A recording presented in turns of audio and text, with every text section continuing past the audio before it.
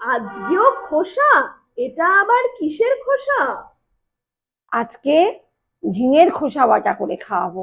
ঝিঙের খোসাগুলো আমি মিক্সার জারে দিলাম, ভালো করে ধুয়ে নিয়েছি আগে, দিয়ে দুটো কাঁচা লঙ্কা দেবো, একটু রসুন দেবো, একটু নুন দেবো, পেস্ট করে নেবো ভালো করে।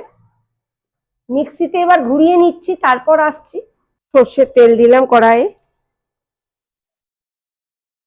শুকনো লঙ্কা দিলাম, এবার কালো জিরে দিলাম, একটু পোস্তটা দিয়ে দিলাম। এবার এগুলো একটু লাল লাল করে ভাজা হবে, তখনই পেস্টটা তুলে দেবো। রসুন আর কাঁচা লঙ্কার যে পেস্টটা, ওটা তুলে দিলাম কড়াইয়ে। আবার একটু নুন দিলাম, একটু হলুদ দিলাম।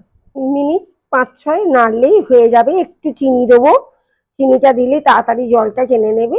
তেল তেল যেই হয়ে যাবে কড়াইয়ে, দেখতেই পাওয়া যাবে যে খুন্তিতে তেল এসে যাচ্ছে, তখন নামিয়ে ফেলতে হবে।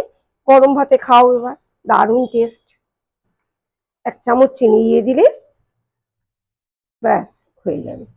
রান্নাটা রেডি হয়ে গেছে, বোঝা যাচ্ছে কিভাবে, খুন্তিতে কড়াইয়ে তেল এসে গেছে। যে তেলটা দিয়েছিলাম ভাজতে ভাজতে, এই তেলটাই আবার চলে এসছে, তার মানে রান্নাটা রেডি। ঝিঙের খোসা বাটা রেডি, এবার শুধু গরম ভাতে খাওয়ার পালা।